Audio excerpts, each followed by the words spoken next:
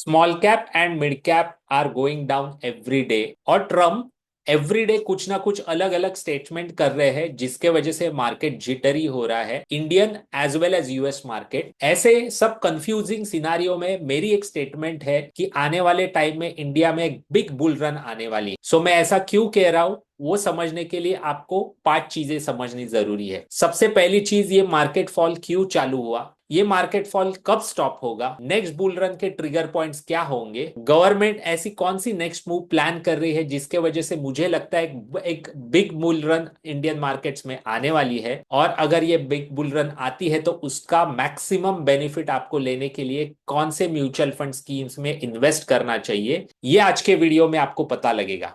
अगर आपको ये पूरा सुनना है, पूरे पांचों मुद्दे अगर आपको क्लियर आउट करने हैं, पूरा वीडियो देखिए और बहुत इंटरेस्टिंग ये वीडियो होने वाला है। सबसे पहले हम समझते हैं ये मार्केट फॉल क्यों चालू हुआ। 27 सितंबर 2024 को इंडियन मार्केट में ऑल टाइम हाई बनाया, वहां से एक बड़ी फॉल इंडियन मार्केट्स में आया है। उसका सबसे पहला रीजन है higher 10 year US bond yield. इसका सिंपल लैंग्वेज में मैं अर्थ बताऊं तो इसका मतलब होता है यूएस की बॉन्ड यील्ड इतनी ज्यादा बढ़ चुकी थी, जैसे इंडिया में अगर स्टेट बैंक ऑफ इंडिया की फिक्स डिपॉजिट अगर आपको 12% रिटर्न्स देने लगे तो क्या आप म्यूचुअल फंड्स में इन्वेस्ट करोगे? म्यूचुअल फंड्स का पूरा प्रॉफिट निकाल के पूरे पैसे आप एसबीआई के फिक्स डिपॉजिट में डालोगे।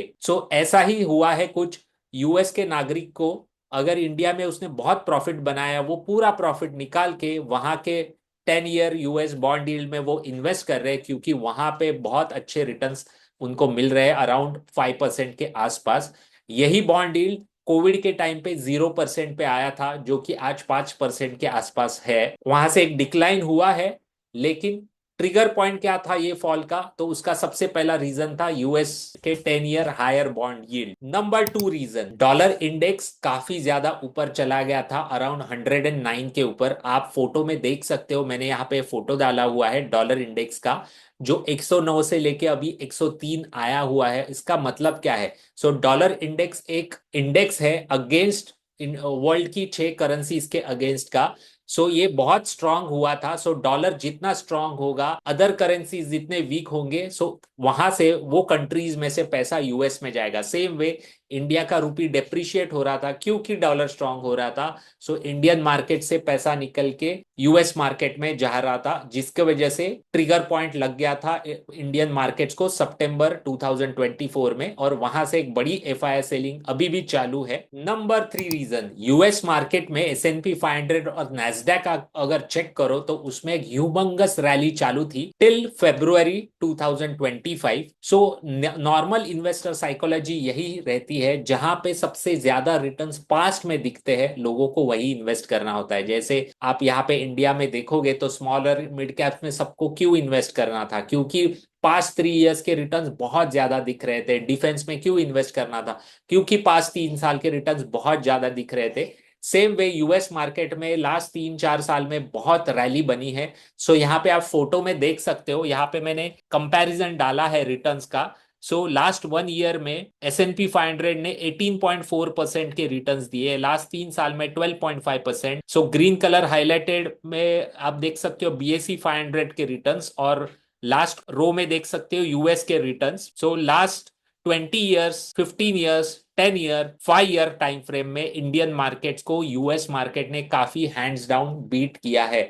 इसका सिंपल मतलब ये है, यूएस के नागरिक को ये दिख रहा है कि रुपी डेप्रिशिएट हो रहा है, यूएस मार्केट अच्छा परफॉर्म कर रहा है, इंडिया में लास्ट 3-4 साल में बहुत अच्छे रिटर्न्स बने हैं, तो क्यों ना यहाँ पे प्रॉफिट बुक करके मैं यूएस के मार्केट में उनके लिए जो उनको सेफ लगता है उसमें इन्वेस्ट करे। ये रीजन था, तीसरा reason market fall. Reason number चार, स्मॉल एंड मिड कैप के वैल्यूएशंस इंडिया में काफी एक्सपेंसिव थे। सितंबर में मार्केट फॉल चालू हुआ, 31 दिसंबर तक निफ्टी 50 9% नीचे आया था, लेकिन स्मॉल और मिड कैप इंडेक्स सिर्फ 6% नीचे आए थे।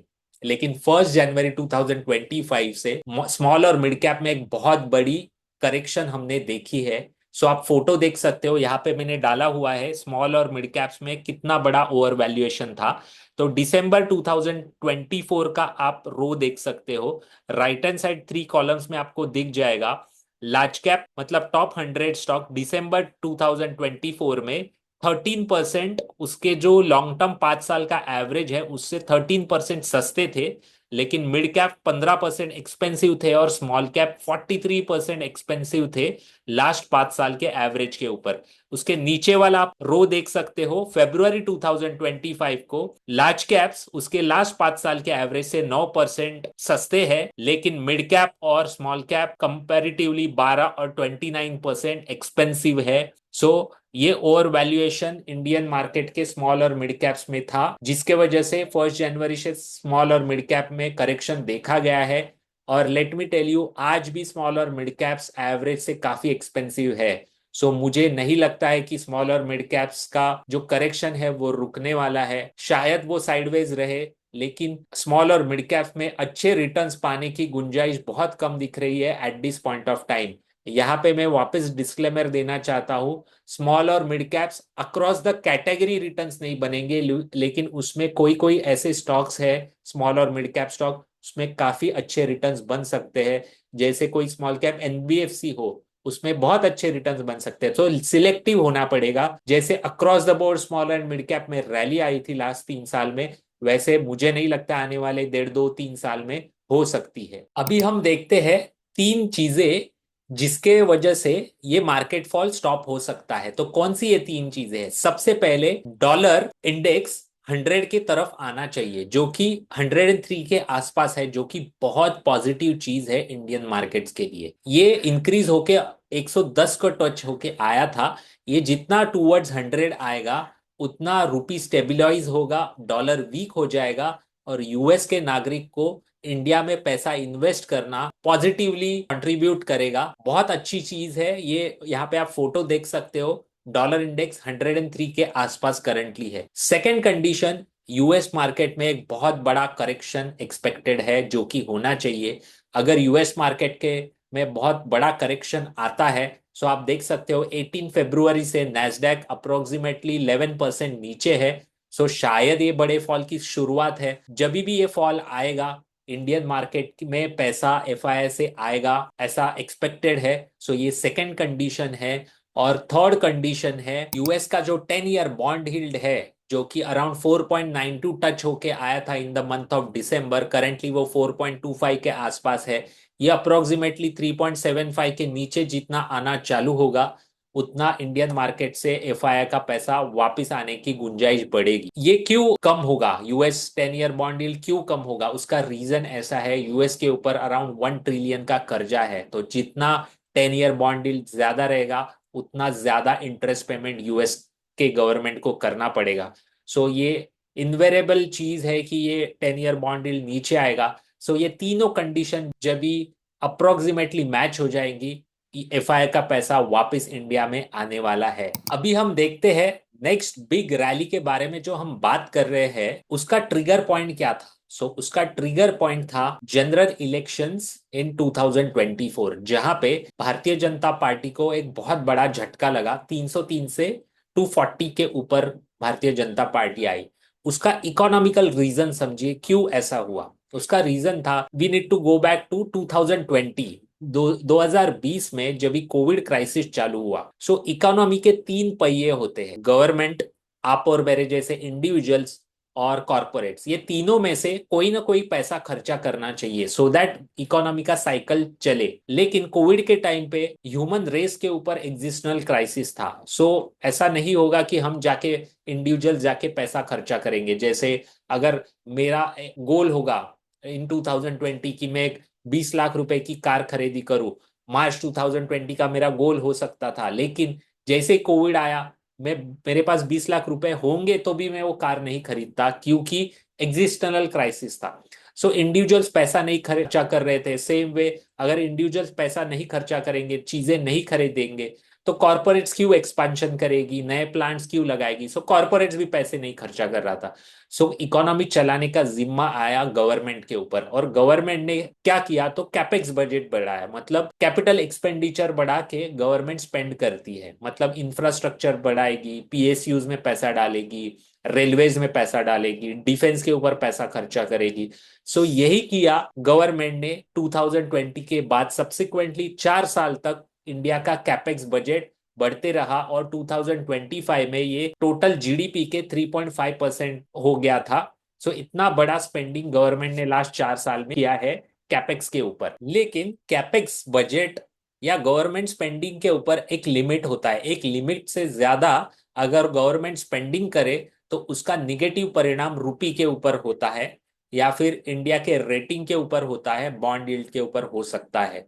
सो वही परिणाम हुआ और रुपी डेप्रिशिएट होना चालू हुआ था। मतलब सिर्फ एक ही रीजन नहीं था, वन ऑफ द वो रीजन था कैपेक्स में स्पेंडिंग करना बहुत ज्यादा, और उसका एक बहुत मेजर इम्पैक्ट इलेक्शन में आया। सो जनरल इलेक्शन में अपोजिशन का नरेटिव क्या था, जो इकोनॉमिकल नरेटिव क्या था, वो आप याद करने की कोशिश कीजिए। वो टाइम पे ये नरेटिव था कि गरीबों के हाथ में पैसा नहीं है, लोगों के हाथ में पैसा नहीं है, चीजें एक्सपेंसिव हो चुकी है, महंगाई बढ़ गई है। ये इकोनॉमिकल रीजन था। इसका निगेटिव खामियाजा बीजेपी को जनरल इलेक्शन में भुगतना पड़ा। जैसे ही इलेक्शन खत्म हुआ बीजेपी ने अपनी स्ट्रेटेजी चेंज कर दी। सो वो स्ट्रेटेजी क्या चेंज कर दी जिसके वजह से नेक्स्ट बुल रन आ सकती है, वो अभी हम देखते हैं। गवर्नमेंट ने स्ट्रेटेजी चेंज कर दी, कंजम्पशन के ऊपर, कंजम्पशन बढ़ाने के लिए बूस्टर देना चालू कर दिया।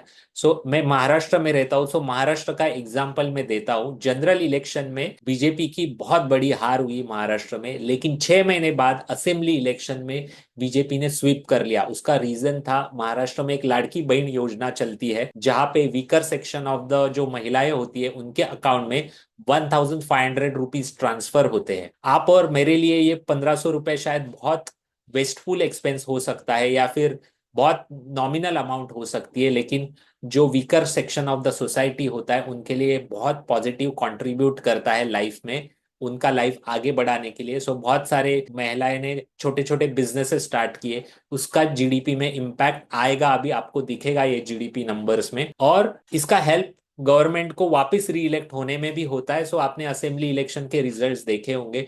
ये सबसे पहला कंजम्पशन बूस्टर गवर्नमेंट ने दिया आफ्टर 2024 के जनरल इलेक्शन। सेकेंड बूस्टर आया बजट में, जहां पे अगर आपका इनकम 25 लाख के अंदर है एनुअल इनकम, तो आपके 1 लाख रुपीज बचने वाले हैं 1 अप्रैल के बाद पूरे फाइनेंशियल ईयर में। अगर हस्बैंड वाइफ दोनों वर्किंग है और 25 लाख के अंदर इनकम है तो सालाना 2 लाख रुपीज बचेंगे फैमिली में। 2 लाख रुपीज बचेंगे तो जाके 2 लाख रुपए की चीजें लोग नहीं खरीदेंगे। इसका एक मल्टीप्लायर इफेक्ट होता है, मतलब 2 लाख रुपए अगर आपके बचते हैं उसमें आप ईएमआई के ऊपर 30 लाख रुपए की चीजें खरीद सकते हो। 30 लाख का कंजम्पशन बढ़ेगा सिर्फ 2 लाख रुपए की बचत होके, जो कि एक कंजम्पशन बूस्टर गवर्नमेंट ने दिया है बजट में, जो कि चालू होगा 1 अप्रैल से। थर्ड बूस्टर आया है in terms of rate cut. RBI ने आफ्टर बजट 7 फरवरी को 25 बेसिस पॉइंट रेट कट किया है और रेट कट की गुंजाइश है। इससे क्या होते हैं, होम लोन सस्ते होते हैं, लोन सस्ते होते हैं। फॉर एग्जाम्पल अगर मेरा 1 लाख रुपीज का ईएमआई है होम लोन का, अगर 0.25 बेसिस से कम होता है तो शायद 5,000 रुपए बच सकते हैं। एनुअल बेसिस पे 60,000 रुपीज बचेंगे। 60,000 रुपीज जो बचेंगे वो कहीं ना कहीं जाएंगे, आइदर लोन रिपेमेंट होगा या फिर इन्वेस्ट होगा या फिर चीजें खरीदी जाएंगे। इसका भी मल्टीप्लायर इफेक्ट इकोनॉमी में आता है। ये तीन बूस्टर गवर्नमेंट ने आफ्टर इलेक्शन के बाद दिए थे। और एक इंपॉर्टेंट चौथा बूस्टर गवर्नमेंट ने दिया है जो कि स्टार्ट होगा 1 जनवरी 2026 में, 8 पे कमीशन। 8 पे कमीशन में जो गवर्नमेंट के एम्प्लॉयज है उनकी सैलरी बढ़ेगी। मैं पास्ट का एग्जांपल देना चाहता हूँ। 6 पे कमीशन और 7 पे कमीशन जब भी इंट्रोड्यूस हुआ था उसके बाद एक बहुत बड़ा कंजम्पशन बूस्टर इकोनॉमी को मिला था, जिसका पॉजिटिव इम्पैक्ट इकोनॉमी के ऊपर आया था। मैंने एक फोटो डाला हुआ है, आप देख सकते हो 6 पे कमीशन के बाद मारुति के सेल्स कैसे इंक्रीज हुए थे इन द ईयर 2008-2009। मुद्दा ये है, ये 4 बूस्टर सेंट्रल गवर्नमेंट ने इकोनॉमी को प्लान किए हैं जिसके वजह से पॉजिटिव इम्पैक्ट आ सकता है। अभी हम देखते हैं पांचवा और गेम चेंजर, बहुत जिसका पॉजिटिव पॉजिटिव इम्पैक्ट आ सकता है आने वाले टाइम में, उसके ऊपर अब हम डिस्कस करते हैं। पांचवा और game changer booster for consumption is GST rate cut. Yes, 3 दिन पहले जो हमारी अर्थ मंत्री है निर्मला सीतारमण जी, उन्होंने एक कोई तो इवेंट में स्टेटमेंट किया था कि जीएसटी काउंसिल अभी इसके ऊपर वर्क कर रहा है कि जीएसटी को कैसे कम किया जाए, क्योंकि जो जीएसटी का कलेक्शन था वो दिन ब दिन बढ़ रहा है जिसके वजह से ऑटोमेटिकली जीएसटी रेट कट किया जा सकता है, और वो पर्सनली देखेंगी जीएसटी काउंसिल मीट को कि ये कैसे कम कर सकते हैं। श्योर शॉट वे में आने वाले टाइम में जीएसटी कट आ सकता है। सो ये एक बिग बूस्टर होगा कंजम्पशन के लिए, बहुत सारी चीजों के दाम कम होंगे। सो एग्जाम्पल के लिए मैं बताता हूँ, आपने प्लान की है 20 लाख रुपीस की कार परचेस करना, और जीएसटी कम होने के वजह से अगर वो आपको 17.5 लाख में मिलना चालू हो गई, तो 2.5 लाख की आपकी जो बचत होगी उसका एक मल्टीप्लायर इफेक्ट कंजम्पशन में आएगा।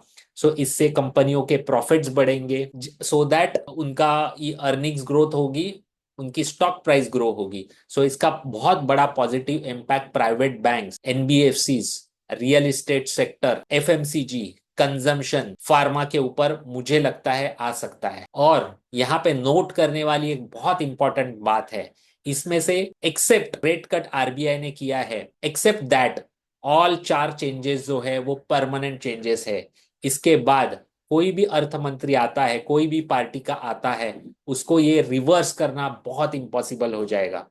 क्या लाड़की बहन योजना महाराष्ट्र में है, वैसे अलग अलग स्टेट्स में अलग अलग नाम से है, क्या कोई गवर्नमेंट वो रुकवा सकती है? क्या जीएसटी के अगर रेट्स कम है वो वापस इंक्रीज किए जा सकते हैं इजीली? मुझे नहीं लगता है इजीली किए जा सकते हैं। जो 12 लाख की टैक्स स्लैब बढ़ाई है, जहां पे टैक्स रिलीफ दे दिया है 12 लाख तक, क्या वो नीचे ला सकता है? मुझे नहीं लगता है वो नीचे लाया जा सकता है। सो मुद्दा यही है कि ये परमानेंट चेंजेस है कंजम्पशन के लिए। सो एक बहुत बड़ी बुल रन मुझे लगता है आने वाले टाइम में आने वाली है। सो अभी बर्निंग क्वेश्चन आता है, इन्वेस्ट कहाँ पे करें? इन्वेस्ट कहाँ पे करें, कौन से म्यूचुअल फंड स्कीम में करें, ये समझने से पहले थोड़ा सा वापस इकोनॉमिक्स के ऊपर आते हैं। सो 2020 से 2024 में जो कैपेक्स ग्रोथ गवर्नमेंट ने किया था, उसके वजह से सबसे बेनिफिशियरी सेक्टर कौन से थे? तो सबसे बेनिफिशियरी सेक्टर थे railways, defence, PSU bank, real estate players. So ये स्टॉक्स बहुत अच्छे भागना चालू कर दिए थे लास्ट 4 साल में। लेकिन जैसे मैंने कहा, इलेक्शन के बाद 2024 जनरल इलेक्शन के बाद जो स्ट्रेटेजिकल शिफ्ट आया है, कंजम्पशन ओरिएंटेड जो शिफ्ट आया है, उसके सबसे ज्यादा बेनिफिशियरी प्राइवेट बैंक्स हो सकते हैं, क्योंकि कंजम्पशन को फंडिंग कौन करेगा? प्राइवेट बैंक्स करेंगे। लेकिन प्रीवियस 4 साल में प्राइवेट बैंक्स नहीं चल रहे थे, सो ऑलमोस्ट उनके वैल्यूएशन बॉटम पे है। सो सिंपल लॉजिक यही कहता है कि प्राइवेट बैंक्स अच्छा करेंगे, एफएमसीजी स्टॉक्स अच्छा करेंगे। सो ऐसे जो स्कीम्स है, सो पर्सनली मैं कहाँ पे इन्वेस्ट कर रहा हूँ, उसका अगर आपको जवाब चाहिए तो मेरा एक वेबिनार है यूट्यूब पे ऊपर डाला हुआ है, उसका मैं फोटो डालता हूँ और लिंक डिस्क्रिप्शन में डालता हूँ।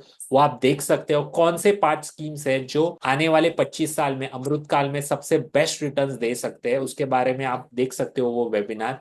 मैं पर्सनली कहाँ पे इन्वेस्ट कर रहा हूँ ये फॉल का फायदा उठाने के लिए, तो 2 फंड्स है, उनके मैं नाम लेता हूँ यहाँ पे। लेकिन यहाँ पे मैं डिस्क्लेमर देना चाहता हूँ कि मैं म्यूचुअल फंड डिस्ट्रीब्यूटर हूँ, एमफी सर्टिफाइड। सो मुझे किसी को भी सलाह देना डिजिटल प्लेटफॉर्म पे अलाउड नहीं है। सो जो भी मैं फंड के नाम लूंगा वो एज अ एडवाइस मत लीजिए, और आपके फाइनेंशियल एडवाइजर को आप पूछिए। सो 2 स्कीम्स में मैं इन्वेस्ट कर रहा हूँ, आईसीआईसीआई थीमेटिक एडवांटेज फंड और दूसरी है वाइटो की क्वालिटी इक्विटी फंड। दोनों का सिंपल लॉजिक मैं बताता हूँ। आईसीआईसीआई थीमेटिक एडवांटेज फंड में करंटली 35% बैंकिंग सेक्टर है, प्राइवेट बैंक है, 17% कंजम्पशन सेक्टर है, एफएमसीजी है, उसके बाद फार्मा है और रियल एस्टेट सेक्टर है। सो ये चारों पांचों सेक्टर जो मैंने नाम लिए वो all set to gain big from this consumption boost. So इसके लिए मैं इन्वेस्ट कर रहा हूँ। सेकेंड स्कीम वाइटो क्वालिटी इक्विटी फंड। सो आपको समझना पड़ेगा, जो 4 साल में रैली हुई थी 2020 से 2024 में, वो एक कैपेक्स रिलेटेड रैली थी। सो गवर्नमेंट रिलेटेड जो भी स्टोरीज थी वो अच्छी चली। सो गवर्नमेंट रिलेटेड स्टोरीज ये स्मॉल कैप मिड कैप में ज्यादा हुआ करती, लेकिन अभी जो रैली आएगी वो अक्रॉस द बोर्ड रैली नहीं आएगी। अच्छे अच्छे जो क्वालिटी स्टॉक्स है, जिनका आरओसी बहुत हाई है, 20 के ऊपर है, क्वालिटी कंपनियां हैं, ऐसे में ज्यादा आपको रैली दिखेंगी। सो ये जो वाइटो क्वालिटी इक्विटी फंड है, इसके जो अंडरलाइनिंग स्टॉक्स होते हैं वो हाई आरओसी स्टॉक्स होते हैं, जनरली डेट फ्री कंपनियां होती है, सो क्वालिटी कंपनियां होती है। सो ऐसी कंपनियां बहुत अच्छा कर सकती है आने वाले 1.5-2 साल में, ऐसा मेरा ओपिनियन है। वापिस मैं आपको बता रहा हूँ, ये जो फंड के मैंने नाम आपको दिए हैं, without your financial advisors guidance, या फिर उसकी सलाह लेने से बिना इसमें इन्वेस्ट मत कीजिए, क्योंकि इसमें एन नंबर ऑफ फैक्टर्स होते हैं।